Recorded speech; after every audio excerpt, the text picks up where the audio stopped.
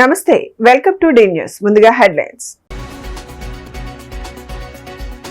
తుమ్మలపల్లి కళాక్షేత్రంలో student tribe ఆధ్వర్యంలో జరిగిన విద్యా సదస్సుకు హాజరైన హీరో మంచు మనోజ్. 2024-25 ఆర్థిక సంవత్సరానికి peoples cooperative credit society limited 2,97,00,000 లాభం సాధించిందని వెల్లడించిన ఎల్ఆర్ఎం.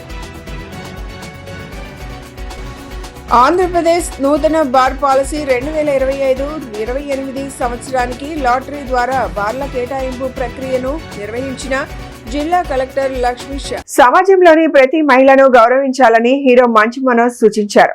కులాలను రూపు మార్చాల్సిన బాధ్యత నేటి తరంపై ఉందని ఆయన పిలుపునిచ్చారు. తుమ్మలపల్లి కళాక్షేత్రంలో స్టూడెంట్ ట్రైబ్ ఆధ్వర్యంలో జరిగిన విద్యా సదస్సుకు హీరో మంచు మనోజ్ ముఖ్య అతిథిగా విచ్చేసి విద్యార్థులు యువతను ఉద్దేశించి ప్రసంగించారు. ప్రతి ఒక్కరిలో ఒక హీరో ఉంటాడని, ఆ హీరోని మేల్కొల్పితే అద్భుతాలు సృష్టించడంతో పాటు ఉన్నత శిఖరాలను అధిరోహిస్తారని ఆయన తెలిపారు. విద్యార్థులకు ఒకే లక్ష్యంతో ముందుకు సాగే క్రమంలో ఏదైనా అడ్డంకులు ఎదురైతే నిరాశ చెందుతారని సూచించారు. తాను తన జీవితంలో ఎన్నో ఒడిదుడుకులను ఎదుర్కొన్నానని, పట్టుదలతో జీవితంలో ముందుకు సాగుతున్నట్లు చెప్పారు. ప్రతి ఒక్కరి జీవితంలో హిట్ ఫ్లాప్లు అనేవి సహజంగా ఉంటాయని, ఒడిదుడుకులు ఎదురైన సమయంలో మనోధైర్యంతో ముందుకు సాగాలని ఆయన సూచించారు. ప్రతిభ గల విద్యార్థులను ప్రోత్సహించే విషయంలో తాను ముందుంటానని ఆయన పేర్కొన్నారు. సమాజంలో ప్రతి ఒక్కరిని గౌరవించాలని, ముఖ్యంగా మహిళలను గౌరవించాల్సిన బాధ్యత అందరిపై ఉందని ఆయన తెలిపారు. తాను నటించిన మిరాయి చిత్రం సెప్టెంబర్ 12వ తేదీన విడుదల కానుందని, ఆ చిత్రాన్ని ప్రేక్షకులు వీక్షించి విజయవంతం చేయాలని ఆయన కోరారు. ఈ సందర్భంగా ఒక విద్యార్థికి 30,000 రూపాయలు విలువ చేసే ల్యాప్టాప్ ను ఆయన ఉచితంగా అందజేశారు.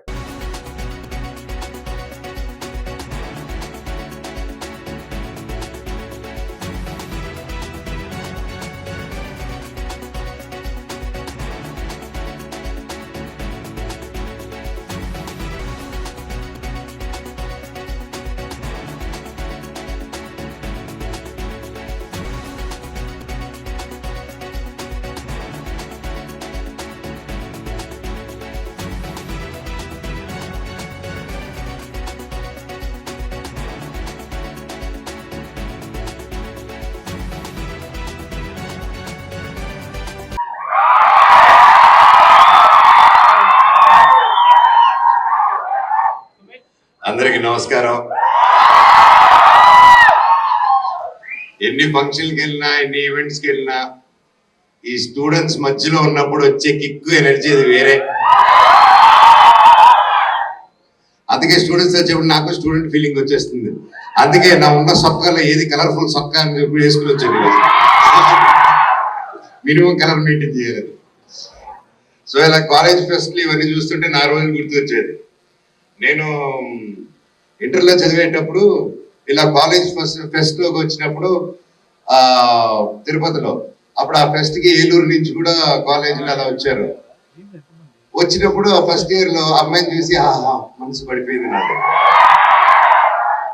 సో ఓకే, చెప్పే ధైర్యం లేదు, అప్పుడు ఫోన్లు గీళ్ళు అవి లేవు. సో ఏం చేయలేక సరే ప్రతి ఈవెంట్ ఏ ఈవెంట్ ట్రాక్ చేసుకొని, సో ఇయర్లీ ఆ 3 ఈవెంట్ జరుగుతుంది ఆ గ్రూప్ది. 3 ఈవెంట్లు వెళ్తున్నాను, చూస్తున్నాను, వస్తున్నాను, మాట్లాడుతున్నారు, నువ్వు ధైర్యం సరిపోలే. అలాగే నెక్స్ట్ సెకండ్ ఇయర్కి వచ్చాం. ఫస్ట్ ఈవెంట్కి వెళ్ళా, సెకండ్ ఈవెంట్కి వెళ్ళా, థర్డ్ ఈవెంట్ ఏం రాలేదని కనుక్కుంటే పెళ్ళి అయిపోయింది అన్నారు. సో అప్పటి నుంచి ఫెస్టివల్కి వెళ్ళడం మానేశారు. అండ్ ఆ తర్వాత ఇంకా లైఫ్ తీసుకుని వెళ్ళిపోయి ఇంకా అండర్ గ్రాడ్యుయేషన్ కంప్యూటర్ గ్రాఫిక్స్ చేసి ఇంకా ఫైనల్ సెమిస్టర్లో నేను సోషల్ స్టడీస్ మ్యాథమెటిక్స్ కంప్లీట్ చేస్తే అండర్ గ్రాడ్యుయేట్ సర్టిఫికేట్ వస్తుందన్నారు.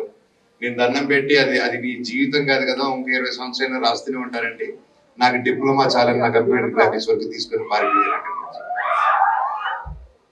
బేసిక్గా నేను ఎందుకు చెప్తున్నాను ఇది, ఈరోజు ఇలా ఫెస్ట్కి వచ్చారు, అందరూ బాగా చదువుకోండి, ఎగ్జామ్స్ మార్క్స్ తెచ్చుకోండి, ఇవన్నీ నేను ఆ కేటగిరీ కాదు అని చెప్పేదానికి ఇక్కడ రాలేదు. మీ అందరిలోనూ ఒక హీరో ఉంటాడు. ఎస్, మీకు అభిమాన హీరోలు ఉంటారు, వాళ్ళని ఆదరిస్తారు, ఇన్స్పైర్ అవుతారు, వెరీ గుడ్. అండ్ దానికంటే ఎక్కువ వాట్ ఐ ఫీల్ ఇస్ మీ మనసులో ఉన్న ఇన్నర్ హీరో. అంటే ఎప్పుడు ఒకటి చేయాలనుకుని చిన్నప్పటి నుంచి ఒక తపన ఉంటుంది, ప్రతి ఒక్కరికి ఒక లేయర్ ఉంటుంది. సొసైటీ వల్ల, మన పెద్దవాళ్ళ వల్ల, చుట్టుపక్కల ఉన్న వాళ్ళ గైడెన్స్ వల్ల, మన ఫ్రెండ్స్ వల్ల, ఇది చేయకురా, ఇది వర్కౌట్ కాదు, నీ వల్ల ఇది కాదరా, నీ వల్ల అది కాదరా, అలా చేసిన వాళ్ళు అవదరా, నువ్వు ఇంజనీరింగే చదువు, నువ్వు డిగ్రీయే చదువు అని. ప్రపంచంలో అందరూ ఇంజనీర్స్ అయిపోతే ప్రపంచం వరల్డ్ 2.0 వరల్డ్ 3.0 అయిపోదు. ఒక్కొక్కరు ఒక్కొక్క మ్యాజిక్ క్రియేట్ చేస్తేనే భూలోకానికి వచ్చినప్పుడు this world become one full beautiful world అన్నమాట. అందరూ ఒకే పని చేస్తే కాలం నడవదు. Why am I saying this? Well, ఈరోజు మీరు ఎంతో కాంప్రమైజ్ అయ్యి, కొంతమంది ఎంతో ఇష్టపడి మీరు చేసే కోర్సులు చేస్తున్నారు. అది చేసే ప్రాసెస్ లో మీకు ఇంకోటి కూడా నచ్చచ్చు. 2024-25 ఆర్థిక సంవత్సరానికి peoples cooperative credit society limited 2,97,00,000 లాభం ఆర్జించిందని ఎల్లారావు వెల్లడించారు. సంస్థ ఎప్పటికప్పుడు లాభాలతో ముందుకు వెళ్తోందని, ప్రస్తుతం ఉన్న సభ్యుల్లో 60% మంది పేద బడుగు వర్గాల మహిళలే ఉన్నారన్నారు. వీరికి రుణాలు ఎక్కువగా అందించామని, భవిష్యత్తులో సభ్యుల సంఖ్యను 1,00,000కు పెంచడమే మా లక్ష్యమని అన్నారు. People's cooperative credit society limited 12వ సర్వసభ్య సమావేశం లయోలా ఆడిటోరియంలో శనివారం ఘనంగా జరిగింది. ఈ సమావేశానికి రాష్ట్ర వ్యాప్తంగా వివిధ ప్రాంతాల నుండి సుమారు 4,000 మంది సభ్యులు హాజరయ్యారు. సమావేశానికి ముందు చైర్మన్ ఎల్లారావు 2024-25 ఆర్థిక సంవత్సరానికి సంబంధించిన కార్యకలాపాలపై నివేదికను సమర్పించారు. అనంతరం ఆయన మీడియాతో మాట్లాడుతూ, ఈ సొసైటీని 2013లో ప్రారంభించామని, ఇప్పటి వరకు 11 సంవత్సరాలు పూర్తి చేసుకుని 12వ సంవత్సరంలోకి అడుగు పెట్టిందన్నారు. సంస్థ ఎప్పటికప్పుడు లాభాలతో ముందుకు వెళ్తోందని, ప్రస్తుతం ఉన్న సభ్యుల్లో 60% మంది పేద బడుగు వర్గాల మహిళలే అన్నారు. వీరికి రుణాలు ఎక్కువగా అందించామని, భవిష్యత్తులో సభ్యుల సంఖ్యను 1,00,000కు పెంచడమే మా లక్ష్యమని అన్నారు. ఈ ఆర్థిక సంవత్సరంలో సొసైటీ 2,97,00,000 లాభం సాధించిందని తెలిపారు. ఈ సందర్భంగా సొసైటీ వ్యవస్థాపక చైర్మన్ చుక్కపల్లి అరుణ్ కుమార్ మాట్లాడుతూ, బ్యాంకు పుష్కర కాలంగా అభివృద్ధి చెందిందని వెల్లడించారు. ఈ అభివృద్ధికి పేద మధ్యతరగతి మహిళలే కారణమని పేర్కొన్నారు.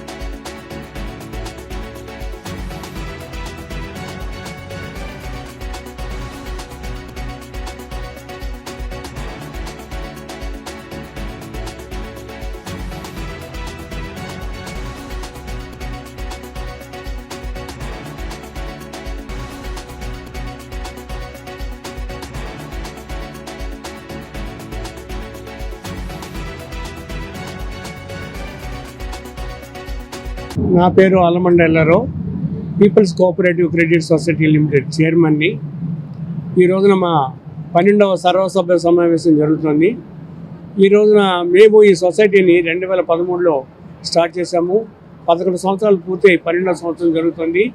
ఈ సొసైటీ చాలా చిన్నదిగా స్టార్ట్ అయ్యి ఈ రోజున 72,000 మంది సభ్యులతో 186 కోట్ల రూపాయల డిపాజిట్లతో 118 కోట్ల అడ్వాన్సులతో మేము ముందుకు వెళ్తున్నాము. 300 కోట్ల రూపాయల టర్న్ ఓవర్ దాటిపోయింది. మేము గర్వంగా చెప్పుకునేది ఏంటంటే 30,000 మంది మహిళలకి మేము రుణాలు ఇస్తున్నాము. భవిష్యత్తులో వీళ్ళని 1,00,000 మందికి ఇవ్వాలని మా కోరిక. మేము ప్రతి సంవత్సరము షేర్ క్యాపిటల్ మీద 13% వడ్డీ డివిడెండ్ పే చేస్తున్నాము. కాబట్టి భవిష్యత్తులో కూడా దీన్ని ఇంకా ముందుకు తీసుకెళ్తామని చెప్తూ మీరందరూ మాకు సహకరించాలని ప్రార్థిస్తున్నాం. నా పేరు ఎల్లారావు, చైర్మన్. ఆంధ్రప్రదేశ్ నూతన బార్ పాలసీ 2025-28 సంవత్సరానికి లాటరీ ద్వారా బార్ల కేటాయింపు ప్రక్రియ జిల్లా కలెక్టర్ లక్ష్మీష పారదర్శకంగా నిర్వహించారు. ఓపెన్ కేటగిరీలో ప్రకటించిన 130 బార్లకు గాను 75 బార్లకు మాత్రమే మొత్తం 262 దరఖాస్తులు వచ్చాయని 55 బార్లకు ఒక్క అప్లికేషన్ కూడా రాలేదని కలెక్టర్ తెలిపారు. వీటిలో నిబంధనల ప్రకారం కనీసం 4 దరఖాస్తులు వచ్చినా 62 బార్ల కేటాయింపు లాటరీ ద్వారా జరిగిందన్నారు. విజయవాడలోని ఎన్టీఆర్ జిల్లా కలెక్టరేట్ లో గల శ్రీ పింగళి వెంకయ్య సమావేశ మందిరంలో బార్ల కేటాయింపు ప్రక్రియ జరిగింది. Prohibition and excise deputy commissioner Vijayawada Shri T Srinivasarao, జిల్లా ప్రొహిబిషన్ అండ్ మరియు ఎక్సైజ్ అధికారి శ్రీ ఎస్ శ్రీనివాసరావు మరియు అందరు దరఖాస్తుదారుల సమక్షంలో ఎన్టీఆర్ జిల్లా కలెక్టర్ జి లక్ష్మీషాచే లాటరీ విధానంలో పారదర్శకంగా బార్లు కేటాయించడం జరిగింది.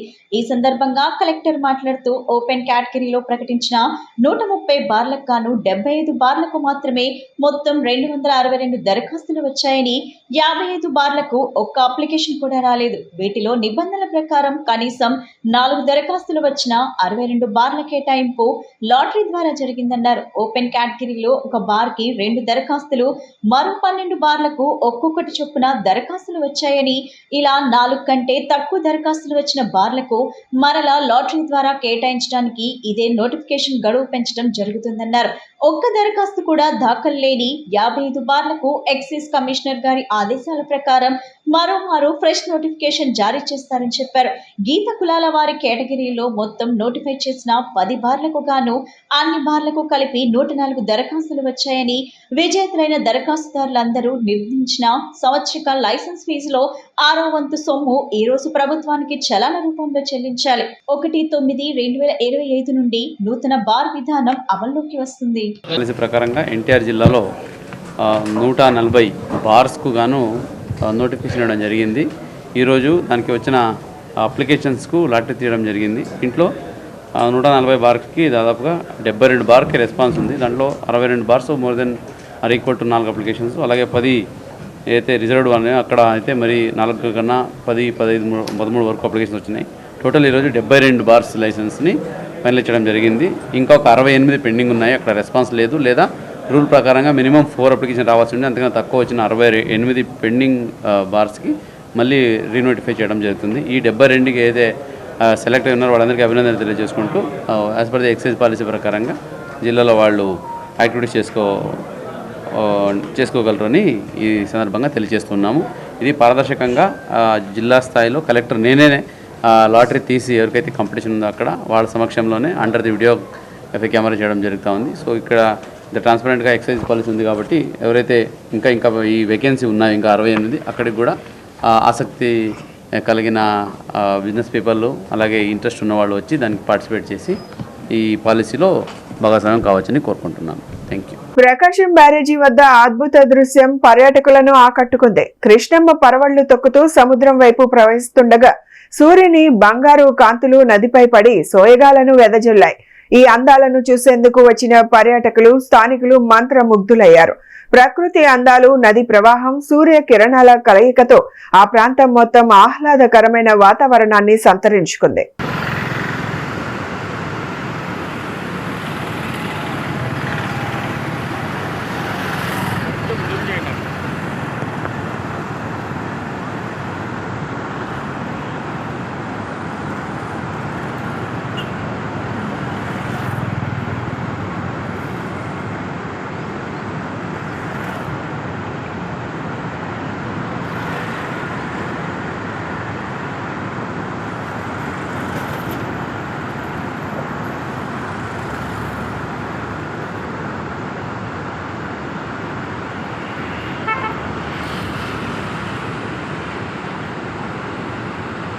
విజయవాడలోని గుణదల వద్ద ఉన్న ఓ షాపింగ్ మాల్లో శనివారం సాయంత్రం అగ్ని ప్రమాదం సంభవించింది. షార్ట్ సర్క్యూట్ కారణంగా మాల్లోని ఒక ఫ్లోర్ లో మంటలు చెలరేగాయి. ఈ ఘటనలో షాపింగ్ మాల్లోని పలు వస్తువులు కాలిపోయాయి. సమాచారం అందుకున్న అగ్నిమాపక సిబ్బంది ఘటనా స్థలానికి చేరుకుని మంటలను ఆర్పివేశారు. మాచవరం పోలీసులు కూడా సంఘటన స్థలానికి చేరుకుని దర్యాప్తు చేస్తున్నారు.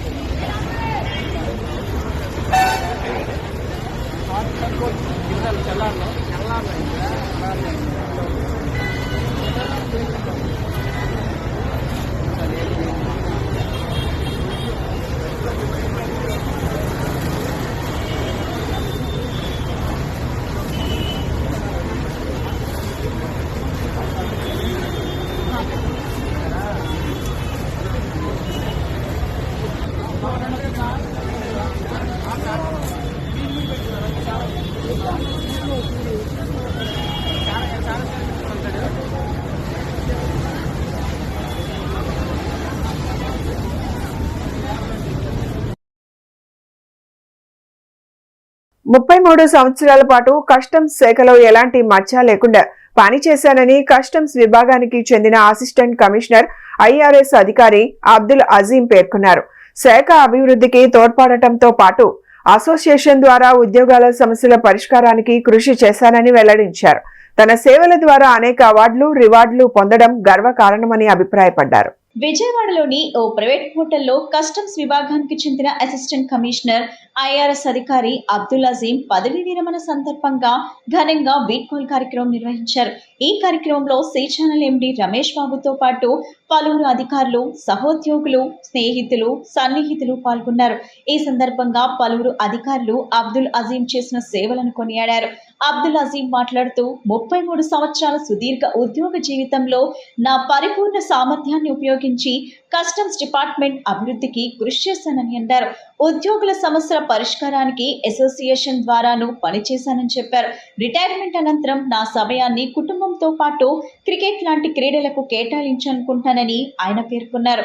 శాఖకు మంచి పేరు తీసుకురావడంతో పాటు ఆదాయం కూడా తీసుకువచ్చేలా పనిచేశానని గుర్తు చేశారు. Central GST customs superintendent Srilakshmi మాట్లాడుతూ 33 సంవత్సరాల పాటు కస్టమ్స్ శాఖలో అబ్దుల్ అజీం ఎలాంటి మచ్చ లేకుండా పనిచేశారని ప్రశంసించారు. అన్ని విభాగాల్లో సేవలందించిన అజీం ఎన్నో అవార్డులు, రివార్డులు అందుకున్నట్లు పేర్కొన్నారు. ప్రతి ఒక్కరితో సత్సంబంధాలు కొనసాగిస్తూ అజాత శత్రువుగా గుర్తింపు పొందిన ఆయన సేవలు ఆదర్శదాయకమన్నారు. రిటైర్డ్ డిఎస్పీ అశోక్ కుమార్ గౌడ్ మాట్లాడుతూ అబ్దుల్ అజీం చిన్ననాటి నుండే మంచి క్రికెటర్ గానే కాక చదువులోనూ ప్రతిభ కనిపరిచారని అన్నారు. ఆయన ఐఆర్ఎస్ సాధించి ఉన్నత స్థానాన్ని చేరటం గర్వంగా ఉందని తెలిపారు. తన శేష జీవితం ఆనందంగా గడపాలని ఆకాంక్షించారు.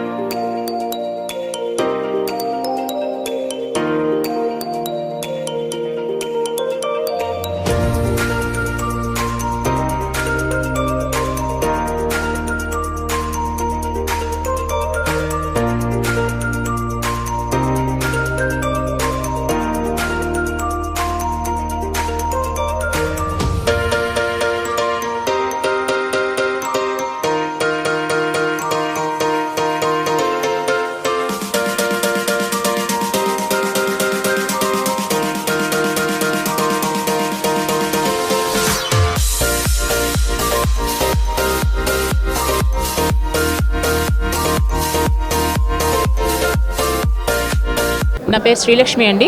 నేను డిపార్ట్మెంట్లో సూపరింటెండెంట్గా పనిచేస్తున్నాను. సెంట్రల్ జిఎస్టీ డిపార్ట్మెంట్లో. నేను అబ్దుల్ అజీం గారి దగ్గర 2007-8లో ఇన్స్పెక్టర్గా పనిచేశాను. వారు సూపరింటెండెంట్గా చేస్తున్నప్పుడు విజయవాడ సర్వీస్ ట్యాక్స్ డివిజన్లో. వారు ఈ రోజున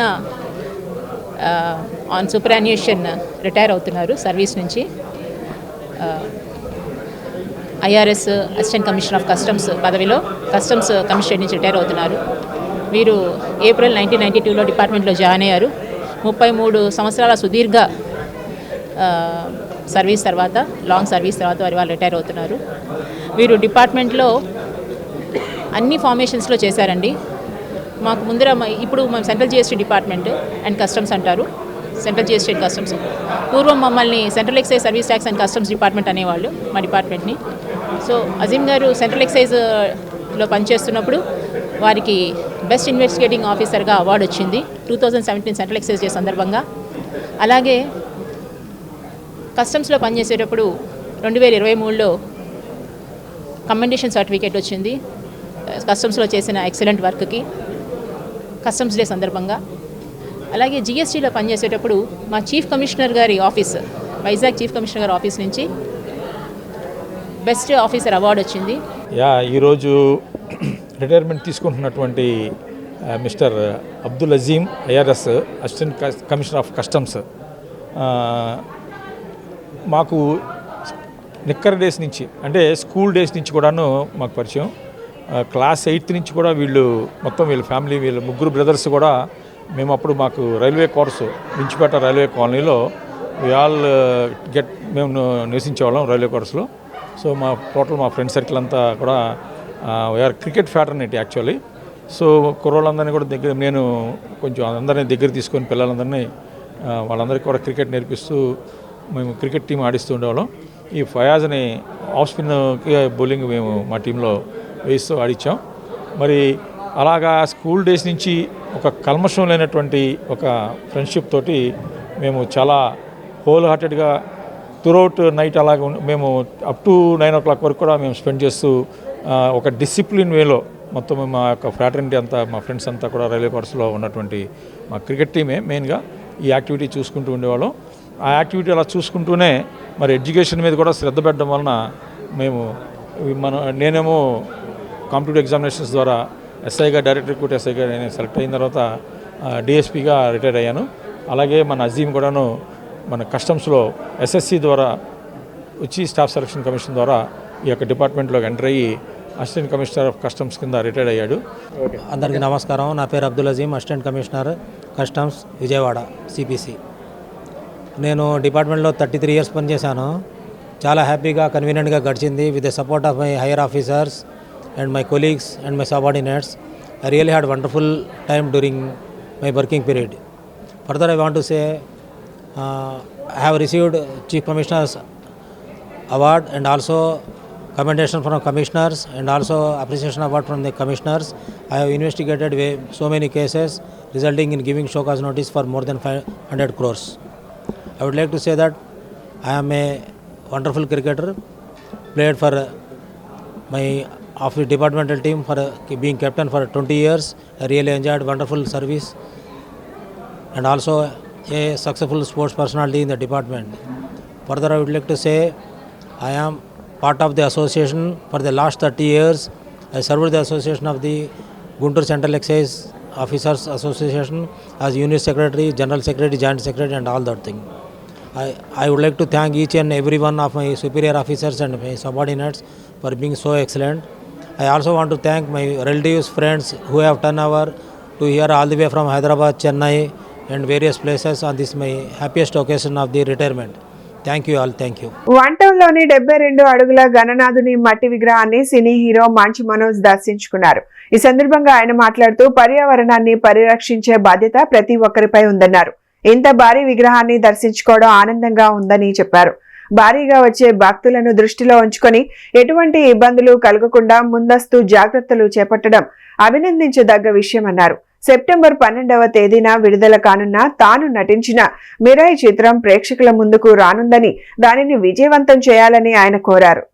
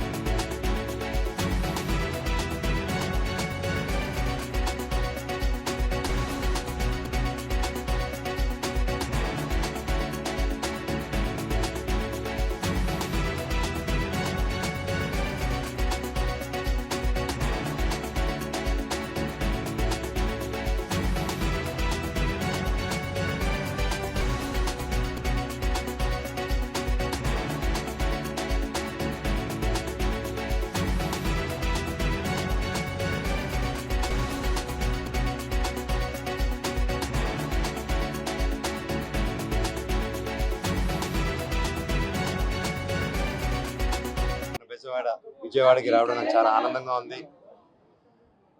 ఇక్కడ ఎక్కడ లేనట్టుగా ఈకో ఫ్రెండ్లీ గణేశాన్ని మట్టితో చేసి 72 ఫుట్ అది కూర్చున్న పొజిషన్లో ఇలా పెట్టడం అనేది చాలా గ్రేట్. ఇది చిన్న విషయం కాదు. ఎంతో మంది ఎంతో శ్రమించి ఎంతో ప్లానింగ్ చేసుకొని ఎంతో ఒక దీక్షతో చేస్తేనే ఇది అవుతుందండి.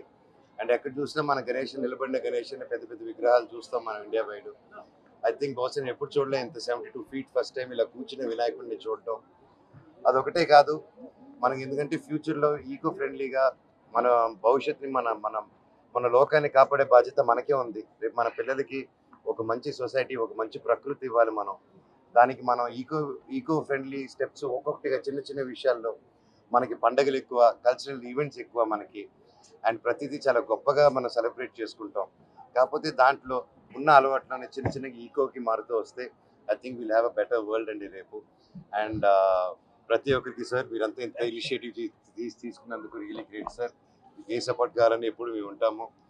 అండ్ అలాగే నిజంగా ఏపీ గవర్నమెంట్కి అలాగే పోలీస్ వ్యవస్థకి ప్రతి ఒక్కరికి ఇంత గొప్పగా ఆర్గనైజ్ చేసి ఏ ఇబ్బందిని కలగకుండా, నేను వచ్చినా కూడా ఎవరు వచ్చినా కూడా ఏ విఐపీలు వచ్చినా ఎవరు వచ్చినా లేడీస్కి ఇబ్బంది కలగకుండా లేడీస్ అందరినీ ఒక సెక్షన్లో పెట్టి వాళ్ళు పూజలకి చేసుకునేలాగా ప్రతి సౌకర్యాన్ని కలిగించినందుకు హ్యాట్స్ ఆఫ్ సార్.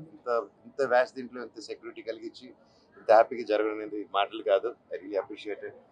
అలాగే ఈ సెప్టెంబర్ 12న మా మూవీ మిరాయి రిలీజ్ అవబోతుంది.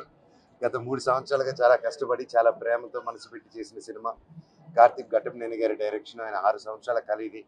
అలాగే నన్ను, తేజ సజ్జా గారిని, కార్తిక్ ఘట్టమనేని గారిని నమ్ముకొని విశ్వప్రసాద్ గారు ఇంత గొప్ప సినిమా, ఇంత పెద్ద భారీ బడ్జెట్తో ఒక pan India pan world film చేస్తున్నారంటే అది మాటలు కాదు. అండ్ మీ అందరూ ఈ సినిమాని థియేటర్ ఎక్స్పీరియన్స్ సినిమా, మన తెలుగు సినిమా ఇంటర్నేషనల్ స్టాండర్డ్స్లో తీసాం. అందరూ అంటారు హాలీవుడ్ లాంటి సినిమాలు తీయాలని. మా కార్తిక్ ఘట్టమనేని గారు దానికి మించి ఒక మంచి సినిమా ఇంటర్నేషనల్ క్వాలిటీతో ఒక సినిమా తీశారు. మీరందరూ వచ్చి దానికి సపోర్ట్ చేసి థియేటర్లో గొప్ప విజయం అందిస్తారని, తెలుగు నుంచి మొదలై వరల్డ్ వైడ్ పెద్ద హిట్ అవ్వాలని ఆ విఘ్నేశ్వరుని మిమ్మల్ని అందరినీ కోరుకుంటున్నాను. Thank you so much. Thank you. Kuppam branch canal వద్ద కృష్ణమ్మకు సీఎం చంద్రబాబు జలహారతి ఇచ్చారు. రాష్ట్ర ప్రజలకు జలసిరులు అందించాలని సీఎం ప్రార్థించారు. కుప్పం నియోజకవర్గంలోని చివరి ఆయకట్టు భూములకు సైతం సాగునీరు అందడంపై స్థానిక రైతులు, ప్రజలు హర్షం వ్యక్తం చేశారు. దశాబ్దాలుగా కుప్పం నియోజకవర్గ ప్రజలు ఎదురుచూస్తున్న కళ నెరవేరింది. శ్రీశైలం జలాశయం నుంచి బయలుదేరిన కృష్ణా జలాలు సుమారు 738 కిలోమీటర్ల సుదీర్ఘ ప్రయాణం తర్వాత హంద్రీనీవా సుజల స్రవంతి పథకం ద్వారా కుప్పం గడ్డను తాకాయి. ఈ చారిత్రక సందర్భానికి గుర్తుగా ముఖ్యమంత్రి చంద్రబాబు శనివారం కుప్పం బ్రాంచ్ కెనాల్ వద్ద కృష్ణమ్మకు భక్తి శ్రద్ధలతో జలహారతి ఇచ్చి ఘనంగా స్వాగతం పలికారు. ఈ కార్యక్రమానికి సాంప్రదాయ పంచకట్టులో హాజరైన ముఖ్యమంత్రి చంద్రబాబు వేద పండితుల మంత్రోచ్చరణల మధ్య కృష్ణా జలాలకు పసుపు కుంకుమలు సమర్పించి ప్రత్యేక పూజలు నిర్వహించారు. అనంతరం కృష్ణమ్మకు హారతి ఇచ్చి రాష్ట్ర ప్రజలకు జలసిరులు అందించాలని ప్రార్థించారు. హంద్రీనీవా కాలువల విస్తరణ పనులు పూర్తి కావడంతో కుప్పం నియోజకవర్గంలోని చివరి ఆయకట్టు భూములకు సైతం సాగునీరు అందడంపై స్థానిక రైతులు, ప్రజలు హర్షం వ్యక్తం చేశారు. ఈ చారిత్రక కార్యక్రమంలో ముఖ్యమంత్రితో పాటు రాష్ట్ర జలవనరుల శాఖ మంత్రి నిమ్మల రామానాయుడు, ఎమ్మెల్సీ కంచర్ల శ్రీకాంత్, పలువురు స్థానిక టీడీపీ నాయకులు, కార్యకర్తలు పెద్ద సంఖ్యలో ప్రజలు పాల్గొన్నారు. ఈ సందర్భంగా అక్కడికి చేరుకున్న ప్రజలు జై చంద్రబాబు అంటూ పెద్ద ఎత్తున నినాదాలు చేశారు. ఈ కార్యక్రమంతో కుప్పం ప్రాంతంలో పండుగ వాతావరణం నెలకొంది.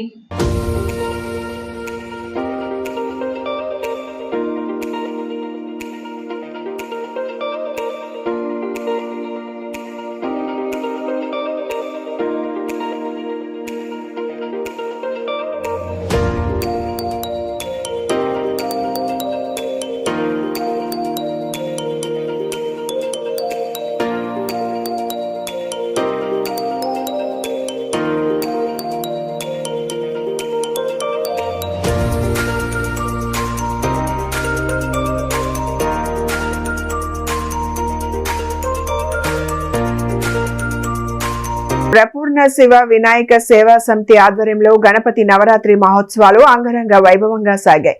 ఈ ఉత్సవాలలో భాగంగా అన్నదాన కార్యక్రమాన్ని నిర్వహించారు. భక్తులు విశేష సంఖ్యలో తరలివచ్చి స్వామివారి అన్న ప్రసాదాన్ని స్వీకరించారు. గత 14 ఏళ్లుగా చిట్టినగర్లో శివ వినాయక సేవా సమితి తరపున గణపతి నవరాత్రి మహోత్సవాలను ఘనంగా నిర్వహిస్తున్నట్లు కమిటీ ప్రతినిధులు తెలిపారు. చిట్టినగర్లోని గూడెల రాముల వీధిలో ప్రపూర్ణ శివ వినాయక సేవా సమితి నేతృత్వంలో గణపతి నవరాత్రి మహోత్సవాలు వైభవపేతంగా నిర్వహించారు. ఈ ఉత్సవాల్లో భాగంగా అన్న సమారాధన కార్యక్రమాన్ని నిర్వహించారు.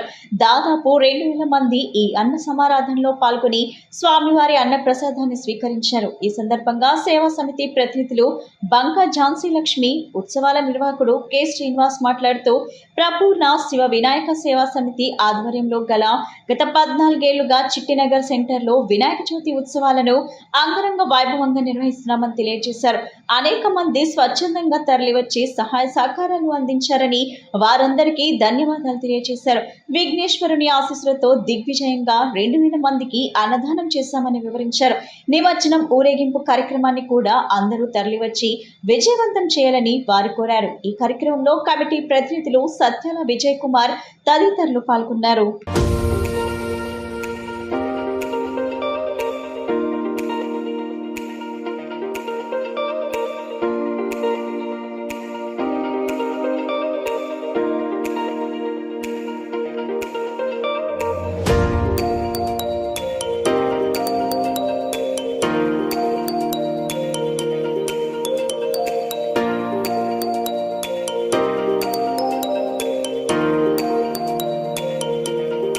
ప్రపూర్ణ శివ వినాయక కుమార సేవా సమితి ఆధ్వర్యంలో ఈ సంవత్సరానికి గాను గత 14 సంవత్సరాలుగా వినాయక చవితి సేవా కార్యక్రమాలు చేసుకోవడం జరుగుతుంది.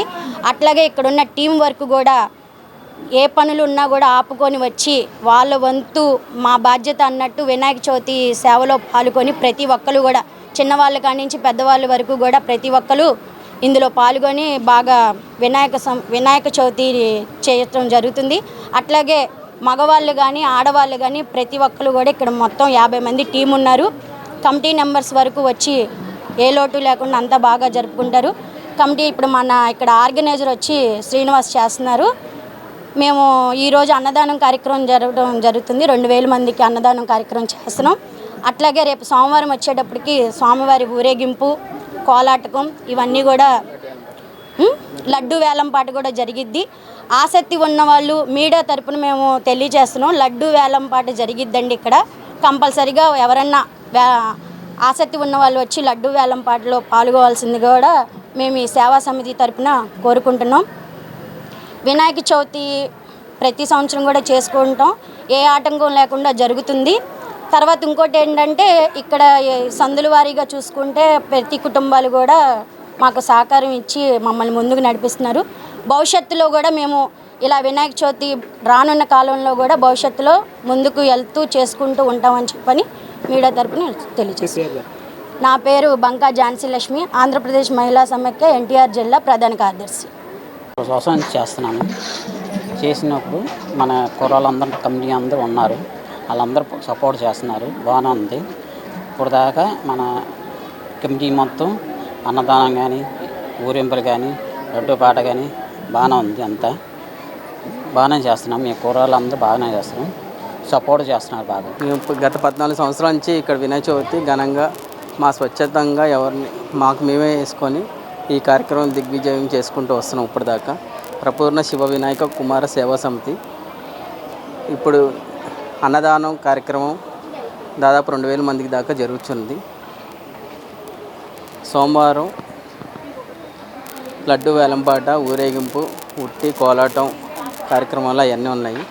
వర్షం కురిసిందంటే చాలు బెజవాడ వాసులు బెంబేలెత్తుతున్నారు. ప్రధానంగా బుడమేరు ప్రాంత నివాసులు గత ఏడాది విలయం తలుచుకొని వణికిపోతున్నారని, బుడమేరును ప్రక్షాళన చేస్తామన్న ప్రభుత్వ పెద్దల మాటలు ఏడాదిగా ఉత్తమ మాటలుగానే మిగిలిపోయాయని సిపిఎం రాష్ట్ర కార్యవర్గ సభ్యులు సిహెచ్ బాబురావు తీవ్ర స్థాయిలో నిప్పులు చెరిగారు. బుడమేరు ముప్పు శాశ్వత పరిష్కారం కోసం ప్రభుత్వం చర్యలు తీసుకోకపోతే ఆందోళన తప్పదని హెచ్చరించారు. బుడమేరు వరద నివారణకు శాశ్వత చర్యలు చేపట్టాలని, ముంపు నివారణకు 10,000 కోట్లు కేటాయించాలని డిమాండ్ చేస్తూ సెంట్రల్ నియోజకవర్గంలోని అజిత్ సింగ్ నగర్ ఫ్లైఓవర్ వద్ద సిపిఎం ఆధ్వర్యంలో నిరసన కార్యక్రమం చేపట్టారు. కార్యక్రమానికి స్థానికులు, వివిధ ప్రజా సంఘాల నాయకులు, సిపిఎం నేతలు సంఘీభావం తెలిపి నిరసనలో పాల్గొన్నారు. ఈ సందర్భంగా సిపిఎం నేతలు మాట్లాడుతూ గత ఏడాది బుడమేరు ముంపుగా లక్షల మంది ప్రజలు తీవ్ర ఇక్కట్లకు గురవుతుండటంతో పాటు ప్రాణాలు అరచేతిలో పెట్టుకుని బిక్కుబిక్కుమంటూ వారం రోజుల పాటు గడిపారని ఆవేదన వ్యక్తం చేశారు. బుడమేరు ముంపుకు శాశ్వత పరిష్కారం కోసం 6,800 కోట్ల రూపాయలు కేంద్రం నుండి నిధులకు తీసుకొస్తామని చెప్పిన కూటమి నేతలు నేడు ఎక్కడున్నారని ప్రశ్నించారు. బుడమేరు ప్రాంతంలో వ్యాపారస్తులు పూర్తిగా నష్టపోయారని, నష్టపోయిన ప్రజలకు వ్యాపారస్తులకు ప్రభుత్వం ఏమాత్రం సహాయం చేయకపోవటం చాలా దురదృష్టకరమని మండిపడ్డారు. శాశ్వత పరిష్కారం కోసం ప్రభుత్వం ప్రణాళికలు రూపొందించుకోవటం వల్ల బుడమేరు ప్రాంతంలో నివాసం ఉంటున్న ప్రజలు ఆందోళన చెందుతున్నారని తెలిపారు. బుడమేరు సమస్య పరిష్కారం కోసం రేపు సోమవారం కలెక్టర్కు వినతి పత్రాలు అందించే కార్యక్రమానికి ప్రజలు పెద్ద ఎత్తున తరలి రావాలని కోరారు. తాజా బుడమేరు ముంపుకి సంవత్సరికం ఇది. సంవత్సరం క్రితం ఆగస్టు 31 సెప్టెంబర్ 1వ తారీఖున బుడమేరు ముంచెత్తింది. 55 మంది చచ్చిపోయారు. 5,000 కోట్ల రూపాయల నష్టం జరిగింది. దానికి తోడు 6.5 లక్షల మంది పూర్తిగా మునిగిపోయారు. 10 రోజుల పాటు బయటికి రాలేని పరిస్థితి ఏర్పడింది. ఒక భయానక వాతావరణం ఏర్పడింది. సంవత్సరం గడిచిన ఇంతవరకు ప్రభుత్వం కళ్ళు తెరవల. మళ్ళీ వర్షం పడతా ఉంటే విజయవాడలో సగం మంది జనం సామాను సర్దుకొని బుడమేరుకి వరద ఎప్పుడు వస్తుందా బయట ఖాళీ చేసి వెళ్ళిపోవడానికి సిద్ధంగా ఉన్నారంటే, భయాందోళన చెందుతున్నారంటే ప్రభుత్వాలు సిగ్గుపడాలి. ఆ రోజు ఏం చెప్పారు? మళ్ళీ ఇక బుడమేరు ప్రమాదం రాకుండా బుడమేరుకి గోడ కడతాం, రిటైనింగ్ వాల్ కడతాం, కృష్ణానదిలో కలిసేటువంటి కాలువను వెడల్పు చేస్తాం, ఇంకో సమాంతర కాలువ తవ్వుతాం అని ఆ రోజు మాటలు చెప్పారు. విజయవాడ నగరాన్ని గత సెప్టెంబర్ 1వ తేదీ బుడమేరు ముంపు ముంచెత్తింది. లక్షలాది మంది ప్రజల ప్రాణాలతో చెలగాటమాడింది. దీనికి కారణం పరిపాలకుల నిర్లక్ష్యం, వారి యొక్క వైఫల్యమే ప్రజల యొక్క జీవితాలని అతలాకుతలం చేసిందనేది మేము చెప్పదలుచుకున్నాం. ఆనాడు ముఖ్యమంత్రి 7,000 కోట్లు నష్టం జరిగిందని కేంద్ర ప్రభుత్వానికి మేము అంచనాలు పంపించామని చెప్పారు. మరి సంవత్సరం అవుతున్న 7,000 కోట్ల రూపాయల నిధుల్ని చంద్రబాబు నాయుడు గారు మీరు ఎందుకు రాబట్టలేకపోతున్నారు? బుడమేరు విజయవాడ నగరానికి ముంచెత్తి సంవత్సర కాలం అవుతా ఉంది. ఆ బుడమేరు శాశ్వత చర్యలు చేపడతామని ఆ రోజు వరదల్లోనే సాక్షాత్ ముఖ్యమంత్రి గారు ఇదే స్థలంలో ప్రకటన చేశారు. ఇంకా భవిష్యత్తులో ఇక్కడ ప్రజానీకానికి విజయవాడకి ముంపు బారి నుండి మేము పరిరక్షిస్తాం, దానికి కొన్ని కోట్ల రూపాయలు కేటాయిస్తాం, బుడమేరుని ఆధునీకరిస్తాం, బుడమేరుకి కృష్ణానదిలాగా రిటైనింగ్ వాల్ నిర్మిస్తాం, అట్లాగే ఎలగలేరు దగ్గర నుంచి రామరపాడు వరకు పారుదల కాలువ కూడా ఏర్పాటు చేస్తామని చెప్పారు. నిజమే అనుకొని ఆ రోజుల్లో ఉన్నటువంటి జనం కూడా నమ్మారు. కానీ చూసాం సంవత్సర కాలం. ఈ సంవత్సర కాలంలో చేసింది ఏంటని చెప్పేసి అంటే రెగ్యులేటర్ దగ్గర పూడికలు పూడ్చారు తప్ప గండిలు మిగతాది ఏం చేసిన పరిస్థితి కనపడలా. నేషనల్ స్పోర్ట్స్ డే విశాఖపట్నంలో ఘనంగా నిర్వహించడం జరిగిందని ఈ కార్యక్రమంలో ముఖ్య అతిథిగా మంత్రి Nara Lokesh, national international sports person పాల్గొన్నారని SAAP chairman Ravi Naidu తెలిపారు. క్రీడాకారులను గుర్తింపు ఉండాలనే ఉద్దేశంతో వివిధ మారుమూలల ప్రదేశాల్లో ఉన్నవారిని, స్పోర్ట్స్ వారిని గుర్తించామని చెప్పారు. స్కూల్ దశ నుండి క్రీడాకారులుగా తీర్చిదిద్దేందుకు కార్యాచరణ సిద్ధం చేస్తున్నామని తెలిపారు. ఆడుదాం ఆంధ్రలాగా 120 కోట్లు మాదిరి కాకుండా అతి తక్కువ ఖర్చుతో నిర్వహించడం జరిగిందని వివరించారు. నెక్స్ట్ స్పోర్ట్స్ డే నాటికి 3 లక్షల మందిని భాగస్వామ్యం అయ్యేలా కార్యాచరణ చేస్తున్నామని చెప్పారు.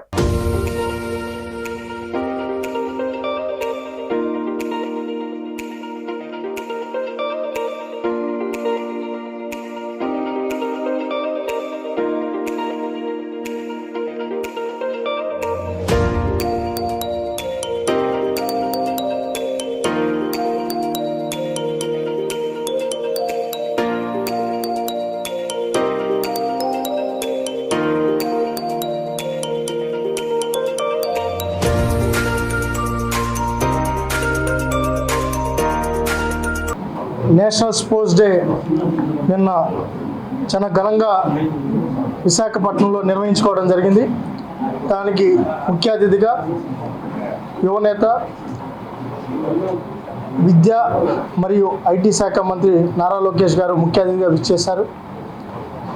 గోపీచంద్ గారు, ఎంఎస్కే ప్రసాద్ గారు, కోనేరు హంపి గారు, ఎర్రా జ్యోతి గారు, జ్యోతిశ్రీ గారు, జఫ్రీనా గారు, అదేవిధంగా చెస్ ప్లేయర్స్ ఎవరైతే ఉన్నారో ప్రియాంక, అందరూ కూడా ఆల్మోస్ట్ నేషనల్ ఇంటర్నేషనల్ ప్లేయర్స్ అందరూ కూడా రావడం జరిగింది. మైనేని సాకేత్ గారు, దాంతోపాటు ఎవరైతే జ్యోతి సురేఖ, బొమ్మదేవర్ ధీరజ్ కానీ, శ్రీకాంత్ గారు కానీ, వీళ్ళందరూ కూడా విషెస్ పంపించడం జరిగింది వాళ్ళు ఆల్రెడీ టోర్నమెంట్లో ఉండడం వల్ల. దాంతోపాటు 2000 మంది క్రీడాకారులు కూడా భాగస్వాములు చేసే కార్యక్రమానికి నేను శ్రీకారం చుట్టాను. గతంలో స్పోర్ట్స్ డే అంటే మీరందరూ కూడా